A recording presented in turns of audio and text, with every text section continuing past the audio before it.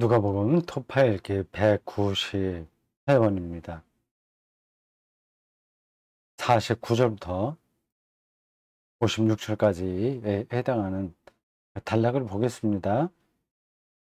해당장 야이로의 12살 된 외딸이 죽어간다는 소식을 듣고 그 집으로 갈 때에 중안에서 잠시 12회를 혈루증으로 앓는 여자를 고친 이야기가 나왔고, 이제 이어서 해당장 야이로의 집과 연관된 이야기가 나옵니다. 지금 말씀하실 때에 해당장의 집에서 사람이 와서 말하되, 이렇게 시작되죠. 당신의 딸이 죽었나이다. 청천벽력과 같은 소식이 들렸습니다. 당신의 딸이 죽었다.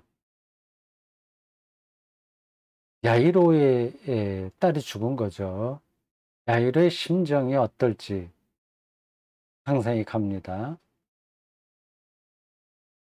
그런데 이 말은 야이로만이 아니라 우리 모두에게 해당합니다. 이러한 소식을 우리가 언젠가는 들을 겁니다. 당신의 아버지가 죽었다. 어머니가 죽었다.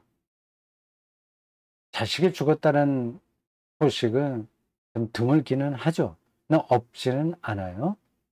당신의 아내나 남편이 죽었다는 말은 누구나 결국은 듣습니다. 그리고 당신 스스로, 우리 스스로 죽었다는 소식도 들리겠죠. 어느 누구도 여기서 피해가지 못합니다. 이 사실이 명백한데도 우리가 사는 모습을 보면 이 죽는다고 하는 거는 거리가 먼 것처럼 보일 때가 많습니다.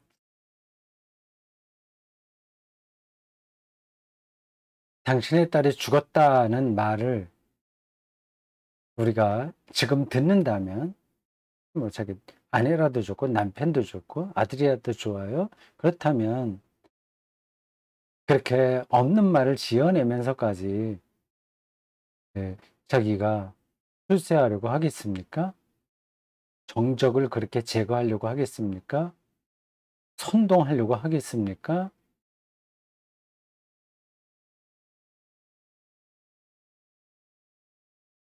선생님을 더 괴롭게 하지 마소서.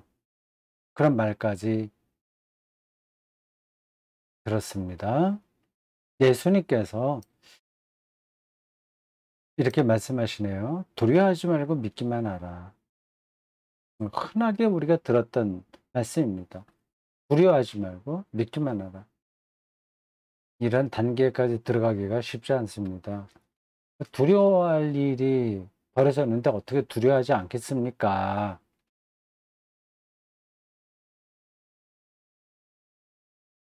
이걸 우리가 넘어서야 됩니다. 그게 기독교 신앙이죠.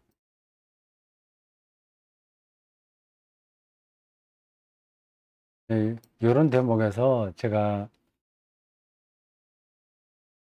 말하기가, 말을 더 이어가기가 주저됩니다. 세상이 돌아가는 거 보면은 두렵지 않냐. 다른 사람들은 다 돈도 잘 벌고, 뭐, 부동산, 아파트나 땅 이런 걸로 벼락부자가 되는데 나는 아직까지 전세 월세 면치 못했다. 되는 거예요. 자기만 어딘가 소외되는 듯한 느낌이 들으면 두렵지 않습니까? 그리고 코로나19 사태에 생업에 지장을 받는 사람들은 야, 이렇게 해서 우리 가족이 정말 쫄딱 망하는 거 아닌가? 그런 생각도 들죠. 그럼 두려워할 수밖에 없습니다.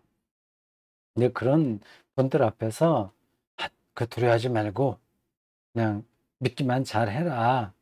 이렇게 말하기가 조심스러운 거죠.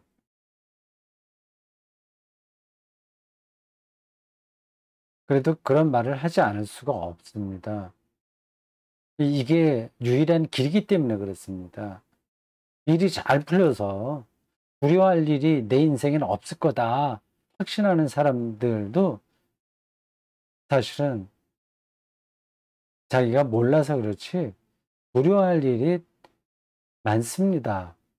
두려워할 일이 없는 것처럼 생각하는 사람들이 결국은 더 두려워하게 될 겁니다. 그들이 두려워하지 않는 거는 그냥 그냥 돈도 많고 뭐 어떻고 대충 그런 거 아니겠습니까? 그런 것들이 의미 없어지는 순간이 결국은 오거든요. 그럼 거기에 자기가 절대적으로 의존했었기 때문에 두려울 수밖에 없어요. 믿기만 해라. 이 믿음은 하나님과의 관계에서 가능한 우리의 예, 전적인 신뢰를 가리키죠.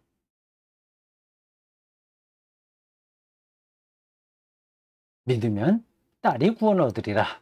이렇게 말하고 있습니다.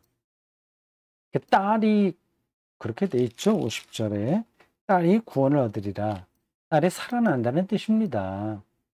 네, 이것은 동시에 야이로가 살아난다는 뜻이기도 합니다. 그 딸 이야기하니까 어떤 어, 생각이 나서 좀 보충하면 이렇습니다. 저도 딸이 둘이잖아요. 이런저런 생각을 하면 걱정도 사실은 많이 됩니다. 첫째 딸은 결혼해서 살고 둘째 딸은 아직 혼자하고 지금 여기 우리 집에 들어왔습니다. 지난 2월서부터 여기서 출퇴근을 해요.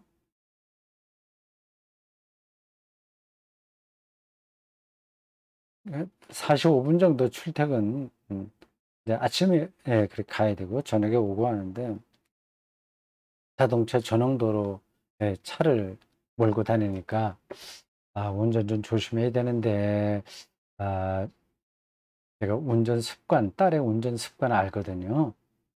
지금은 많이 좋아졌다고 하긴 합니다. 예, 그런 것도 걱정이 되죠. 음, 운전하다가 방심하면 문제가 되는데, 그리고 좀 졸립다고도 해요. 아주 작은 걸 제가 얘기하는 겁니다.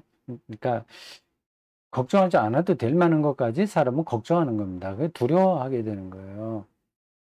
그렇게 시작하면 끝이 없습니다. 그 자기와 자기 가족에게 어떤 나쁜 일이 벌어질까 그런 거 두려워하는 거 아니겠습니까? 내 남편이 내 아내가 누가 아 어떤 큰 병에 걸리는 일들을 우리가 늘 옆에서 보잖아요. 우리들이 당하기도 하고. 이제 그런 것들을 다 내려놓고 그래 그런 일이 벌어지면 내가 또 감당해야지 하는 자세로 하나님이 어떤 상태에서라도 우리가 나가야 될 길을 선하게 인도하신다는 믿음이 꼭 필요한 겁니다. 이 딸의 구원은 야이로의 구원이기도 합니다. 자, 그리고 예수님이 그 집에 들어가서 어, 어떤 일을 어떻게 하셨나? 일종의 퍼포먼스예요. 베드로, 요한, 야고보를 데리고 예수님의 숙제자 3명이라고 할 수 있습니다. 부모 외에는 다 물리치고 이렇게 예수님을 포함해서 6명이 그 아이가 있는 방으로 들어갔습니다. 예수께서 울지 말라 얘기하면서 죽은 게 아니라 잔다 이렇게 말씀하셨습니다. 이 말을 듣고 그 당시에 사람들이 어떻게 반응을 보였을지 상상은 할 수 있습니다. 그거는 여러분들도 생각하시면 되고요. 저는 이게 앞에서도 딸이 죽었나이다 하는 말이 남의 얘기가 아니라 우리의 이야기다. 말씀드린 것처럼 죽은 것이 아니라 잔다 하는 것도 바로 우리들의 이야기라고 생각합니다. 우리가 죽잖아요. 그게 자는 거죠. 죽음을 성경은 잠이라는 메타포로 설명합니다.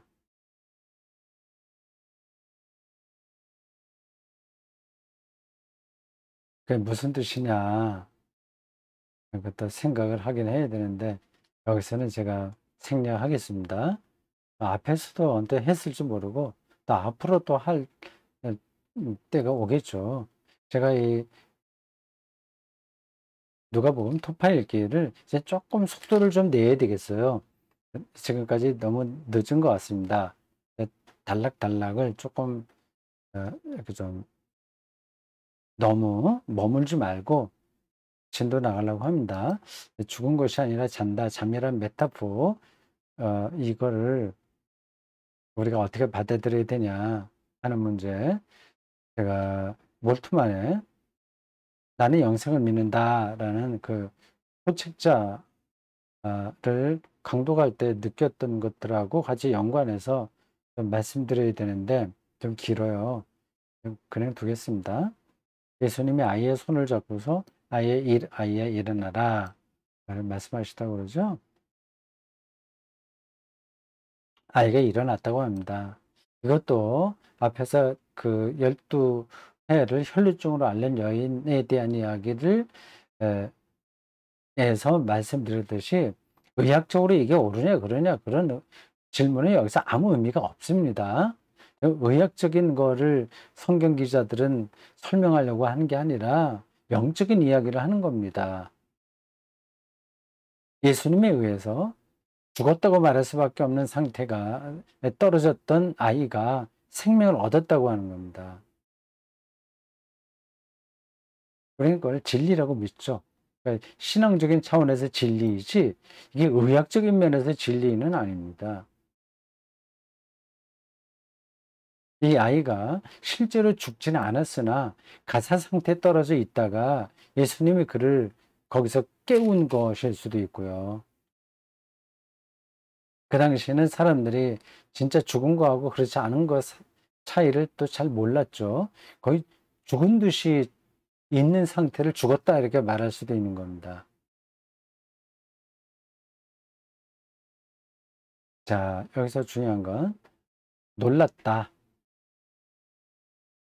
예수님의 일에 많이 따라다니는 표현입니다. 아무에게도 말하지 말라. 왜 그랬을까? 메시아 비밀입니다. 메시아 비밀.